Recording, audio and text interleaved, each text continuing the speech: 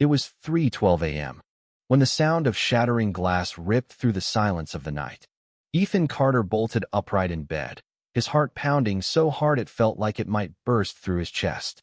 For a moment, he was disoriented, caught in that hazy space between sleep and wakefulness. Had he imagined the noise? Was it just a dream? Then he heard it again, the unmistakable crunch of glass underfoot, deliberate and menacing. His blood ran cold. Ethan reached for his phone on the nightstand, his hands trembling as he unlocked it and pulled up the security app.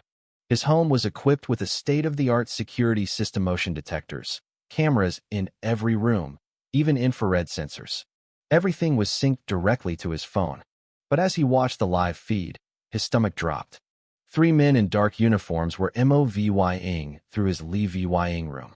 Their faces were partially obscured by black balaclavas, but what sent a chill down his spine were the white letters printed across their jackets.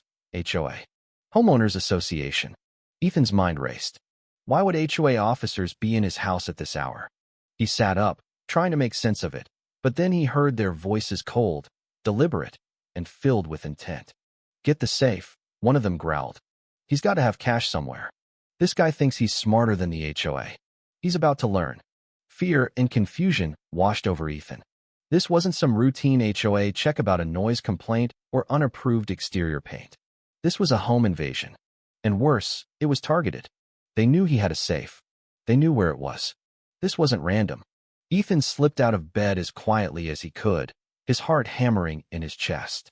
Calling the police seemed pointless. By the time they arrived, these guys would already be gone. And judging by their calm, practiced movements, this wasn't their first time breaking into someone's house. He crouched down and moved toward the hallway closet. His father had left him a shotgun when he passed a Wyatt 12-gauge Remington. Ethan had never used it before, but he knew how to load it. His fingers fumbled with the shells as he pushed them into the chamber, his breath quick and shallow. But then he remembered the security system. 3 years ago, he had been involved in a stalking incident. Some unhinged guy from his old job had followed him home one night. After that, Homeland Security had insisted on upgrading his home security system. The contract tied his system directly to their response network. If an intruder tripped the alarm, Homeland Security would be notified automatically and they wouldn't waste time. His phone screen lit up, breach detected. Homeland Security notified. A small pulse of relief steadied his hand. Help was on the way, but that also meant he had to survive long enough for them to get here. He could hear them moving down the hallway, now the thud of boots on hardwood. One of them was humming to himself, the casualness of it all making Ethan's stomach turn. "You see the cameras?" "Yeah, he knows we're here," one of them laughed. Ethan crept toward the hallway, gun raised, his back pressed against the wall as he listened to them approaching. His finger rested on the trigger. "You're trespassing," he shouted, his voice cracking from the adrenaline, but loud enough to echo down the hall. The men stopped. "You think we care about that?" one of them said, his voice full of amusement. He stepped into a tall man with broad shoulders, carrying a crowbar. The glint of metal under the dim light made Ethan's blood run cold. "HOA makes the rules around here," the man said, his tone mocking. Ethan steadied his breath and aimed the shotgun. But before he could fire, the sound of helicopter blades thudded through the air, followed by the deafening roar of vehicles pulling up outside. "Federal agents." "Drop your weapons," a voice boomed. The man's eyes widened as red and blue lights lit up the room. Then the front door exploded inward, nearly coming off its hinges. On the ground now, the intruders spun around, scrambling. One of them lunged toward the back door, but 2 agents tackled him to the floor. The one with the crowbar dropped it and raised his hands, his face twisted with shock. Within seconds, they were on the ground, handcuffed. Ethan lowered the shotgun, breathless. His legs felt like they might give out beneath him. An agent approached, dressed in black tactical gear with a Homeland Security patch on his shoulder. He lifted his sword. "Mr. Carter?" the agent asked. Ethan nodded. "You're safe now." Ethan sank onto the floor, the shotgun resting across his knees. His heart was still racing as the agents led the intruders out the front door. One of them, the tall guy with the crowbar, turned his head as they passed Ethan. His eyes were cold and steady. "This isn't over," he growled. Ethan didn't flinch. The next few hours were a blur. Ethan sat in the back of an ambulance, watching through the foggy glass as the HOA officers were dragged out of his house in handcuffs. His hands were still shaking, and the adrenaline was beginning to wear off, Leah vying behind a hollow pit in his chest. His house was a wreck, broken glass everywhere, furniture overturned, the front door hanging off one hinge. But none of that mattered compared to the burning rage building inside him. Greg Henshaw, the lead officer, was the last one escorted out. He was a big guy with a buzz cut and a permanent scowl etched across his face. Despite the zip ties around his wrists and the Homeland Security agents swarming the scene, he still carried himself with a smug arrogance, like he was in control. He turned his head toward Ethan as they shoved him into the back of a police cruiser. "You're going to regret this," he growled, his eyes narrowing dangerously. "HOA always wins." Ethan's jaw tightened so hard it hurt. An tall man with a graying beard approached him.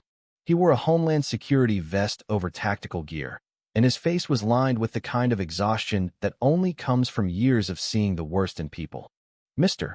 Carter," he said, flipping through a small notebook. "I need to ask you a few questions." Ethan nodded, his mouth dry and his pulse still erratic. "Do you know why they targeted you?" the agent asked. "Because I owed them money," Ethan said, his voice sharper than he intended. "Do Law 100 in HOA fees." The agent frowned. "It's more than that. These men are part of a criminal network that's been operating under the cover of HOA regulations for years. They've been targeting homeowners, extorting them for money, small fines that quickly escalate into threats and intimidation. In some cases, it goes further." "Further how?" Ethan asked, his stomach twisting. The agent's expression darkened. "Home invasions, property destruction, even violence. And no one stopped them?" The agent sighed. "HOAs have a lot of legal gray areas. They operate as private organizations with their own internal rules. That gives them a lot of freedom to bend or break the law." Ethan's hands curled into fists. "So they've been getting away with this until now." The agent nodded. "We have enough evidence to put them away for a long time: burglary, extortion, racketeering. That's just the beginning." "But," he hesitated. "But what?" Ethan pressed. "HOA cases tend to get complicated.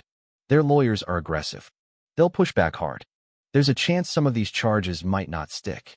Ethan sat up straighter. "You're saying they could walk?" "It's possible." A cold rage settled in Ethan's chest. "Not if I have anything to say about it." The agent's eyes sharpened.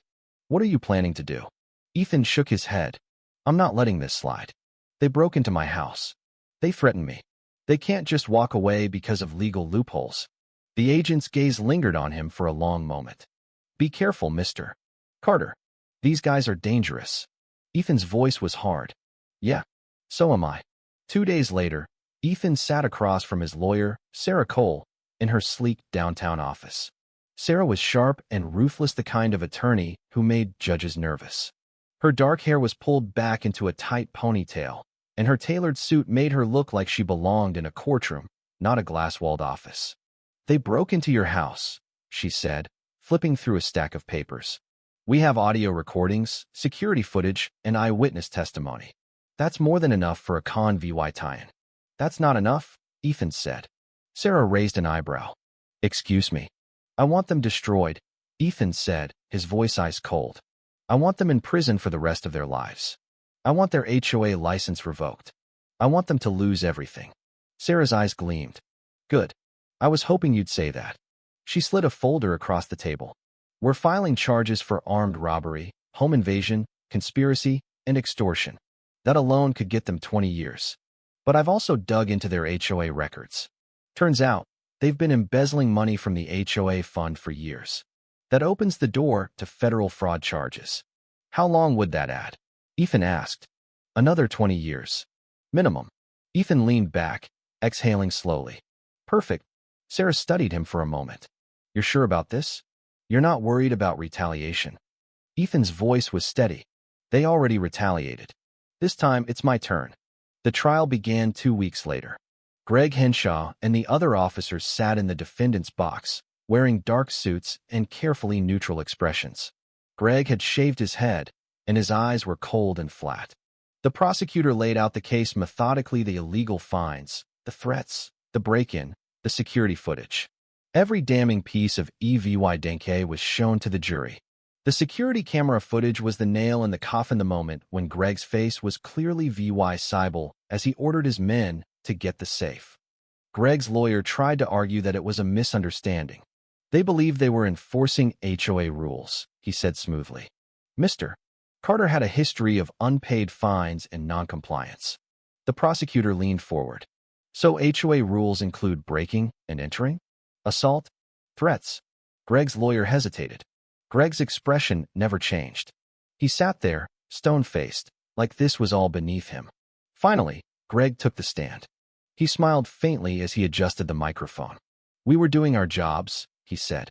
Homeowners need to understand that rules exist for a reason. If people think they can ignore HOA regulations, there have to be consequences. Ethan's hands curled into fists beneath the table. The prosecutor's smile was sharp. So you're saying breaking and entering was justified? Greg's smile faded.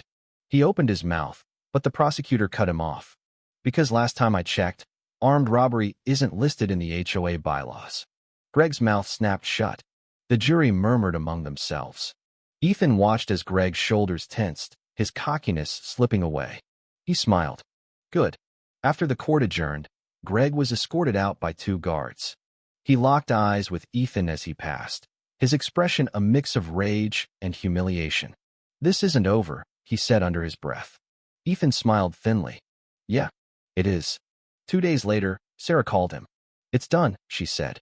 Guilty on all counts. He's going away for a long time. How long? Ethan asked. 25 years. Minimum. Ethan leaned back, the tension finally easing from his chest. Good. Greg Henshaw thought he ran the neighborhood. Now, he'd be lucky if he got to see the outside of a prison cell ever again. A week later, Ethan got a letter from Homeland Security. Dear Mr. Carter, we are pleased to inform you that your assistance in the recent case involving the HOA has led to the dismantling of a national criminal operation. Your testimony and the evidence you provided have been critical in securing multiple convict tie-ins. On behalf of the Department of Homeland Security, thank you for your bravery and cooperation. Ethan framed the letter and hung it next to his front door. Every time he walked past it, he felt a quiet sense of satisfaction. But as he stood there, looking out the window at the empty street, he couldn't shake the feeling that something was coming. Greg Henshaw had talked, and now the real fight was about to begin. Ethan sat at his kitchen table, the folder from the Homeland Security agent spread out in front of him. The photos inside were of HOA board members from across the state, men and women who looked like ordinary suburbanites, but who were allegedly part of a much larger criminal network. Names, addresses, and financial records were neatly organized, but the most chilling detail was the note at the bottom of the last page. Greg Henshaw was just the tip of the iceberg. The agent had said this went all the way to the top, but who was at the top? Ethan's mind raced as he flipped through the documents. He recognized a few names: local politicians, business owners, even a retired police captain. These weren't just petty criminals. They were people with power, influence, and connections. His phone buzzed, breaking the silence. It was Sarah. Ethan, we need to talk, she said, her voice tense. Can you come to my office? What's going on? He asked, already grabbing his keys. I'll explain when you get here. Just be careful. Sarah's office was on the 12th floor of a sleek downtown high-rise. When Ethan arrived, she was pacing behind her desk, her usual composure replaced by visible unease. What's going on? Ethan asked as soon as the door closed behind him. Sarah handed him a piece of paper. It was a printout of an email sent from an anonymous account. Drop the case, or you'll regret it. You're playing with fire, and you're going to get burned. Ethan's jaw tightened. When did you get this? This morning, Sarah said. And it's not the first one. I've been getting calls, too. Hang-ups, mostly, but a few times someone's whispered threats. They're watching us, Ethan. Who's they? Ethan asked, though he already had a suspicion. Who do you think? Sarah replied. The people Greg Henshaw worked for. The ones who are still out there. Ethan sat down, his mind racing. What do we do? Sarah leaned forward, her eyes sharp. We don't back down. But we need to be smart about this. These people are dangerous, and they're not going to stop just because we got Greg convicted. 2 days later, Ethan was at a coffee shop when a man in a dark suit approached his table. He was in his late 40s, with a military bearing and a face that looked like it had seen too much. "Ethan Carter?" the man asked. Ethan tensed. "Who's asking?" The man slid a badge across the table. It read, "Agent Mark Harris, FBI. I'm with the Organized Crime Task Force," Harris said. "We've been tracking this HOA network for years. Your case against Greg Henshaw opened a lot of doors for us." Ethan studied the badge, then handed it back. "What do you want from me?" Harris leaned in, his voice low. "We need your help. Greg Henshaw's been talking, but he's only giving us bits and pieces. He's scared. Whoever's above him, they've got him terrified. But you've already taken them on once. They know you're not afraid." Ethan's stomach churned. "You want me to what?" "Go undercover." "Not exactly," Harris said. "But we need you to keep pushing. Testify against the others. Help us build the case. These people are connected, Ethan. They've got their hands in everything: real estate, politics, even law enforcement. If we don't stop them now, they're just going to keep growing." Ethan hesitated. He thought about the threats Sarah had received, about the men who had broken into his house. He thought about Greg Henshaw's smug face as he was led out of the courtroom. "What's in it for me?" he asked finally. Harris smiled faintly. "Justice. And the chance to make sure no one else has to go through what you did." The first trial was for a woman named Linda Cartwright, a former HOA president from a neighboring town. She was charged with embezzlement, extortion, and conspiracy. Ethan was called as a witness to testify about the broader network and how Greg Henshaw had operated. The courtroom was packed. Linda sat at the defendant's table, her face a mask of calm indifference. But Ethan could see the tension in her eyes as he took the stand. The prosecutor led him through his testimony, asking him to describe the night of the break-in, the threats he'd received, and the evidence he'd provided to Homeland Security. Ethan spoke clearly, his voice steady, but he could feel Linda's gaze burning into him. When it was the defense's turn, her lawyer stood and approached the stand. "Mr. Carter," he began, his tone smooth and condescending. "Isn't it true that you have a personal vendetta against the HOA? That you've been looking for any excuse to take them down?" Ethan's jaw tightened. "No, I just want justice." The lawyer smirked. "Justice? Or revenge?" Before Ethan could respond, the prosecutor objected, and the judge sustained it. But the damage was done. The jury was left with the impression that Ethan's motives might not be entirely pure. As he stepped down from the stand, Ethan caught Linda's eye. She smiled faintly, as if to say, "You're not going to win." That night, Ethan's house was quiet. Too quiet. He sat in the living room, staring at the framed letter from Homeland Security on the wall. The sense of satisfaction he'd felt earlier was gone, replaced by a gnawing unease. He was about to go to bed when he heard a noise outside, a faint rustling, like someone moving through the bushes. His heart jumped, and he grabbed the shotgun from the closet. He crept to the window and peered out. The street was empty, but something felt off. Then he saw Eda's small package on his doorstep. He waited a few minutes, his finger on the trigger, before opening the door. The package was wrapped in brown paper with no return address. He brought it inside and carefully unwrapped it. Inside was a single sheet of paper and a photograph. The photo was of Sarah, taken from a distance as she left her office. The note read, "Drop the case, or she's next." Ethan's blood ran cold. He grabbed his phone and called Sarah. "Ethan," she answered, her voice groggy with sleep. "Are you okay?" he asked, trying to keep the panic out of his voice. "Yeah, why?" I need you to be careful. These people are serious." There was a pause on the other end. "What happened?" Ethan hesitated. "I'll tell you tomorrow. Just lock your doors, okay?" The next morning, Ethan met with Agent Harris at a safe house on the outskirts of town. He showed him the photo and the note. "They're escalating," Harris said, his expression grim. "They're trying to scare you into backing down." "It's working," Ethan admitted. "I don't know how much longer I can keep doing this." Harris leaned forward. "You can't stop now. If you do, they win. And they'll keep doing this to other people." Ethan rubbed his face. "What do you want me to do?" Harris smiled faintly. "We're going to set a trap." The plan was simple. Ethan would publicly announce that he was dropping the case, luring the HOA network into making a move. Meanwhile, Harris and his team would be watching, ready to swoop in. Ethan made the announcement at a press conference, his voice trembling with feigned fear. "I can't do this anymore," he said, looking directly into the cameras. "I'm done." That night, he waited at home, the shotgun across his lap. The house was dark, the only sound the ticking of the clock. Just after midnight, he heard the sound of a car pulling up outside. His heart pounded as he crept to the window. Two men were approaching the house, their faces obscured by hoods. Ethan's phone buzzed. It was Harris. "We're in position. Let them in." Ethan took a deep breath and opened the door. The men froze, surprised. Then one of them pulled a gun. "You should have listened," he growled. Before Ethan could react, the sound of sirens filled the air. The men turned, but it was too late. Harris and his team were already on them, tackling them to the ground. Ethan sank to his knees, his hands shaking. It was over. The arrests that followed were swift and decisive.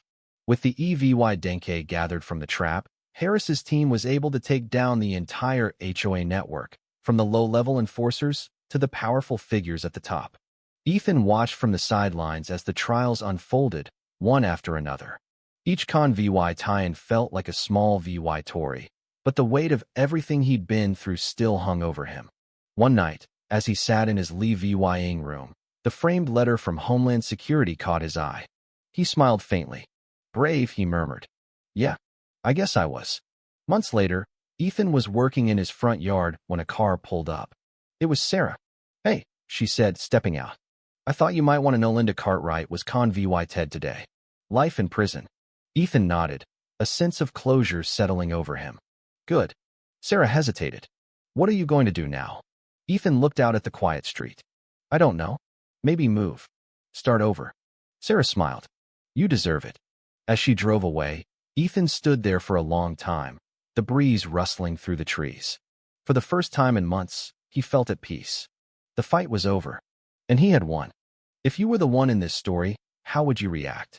Would you stand up and fight back, or accept the unreasonable pressure and control from the HOA? Share your thoughts in the comments below. And don't forget to subscribe, like, and share this video with more people. Your small action gives us the motivation to keep bringing you more intense and engaging stories. Thanks for watching, and we'll see you in the next video.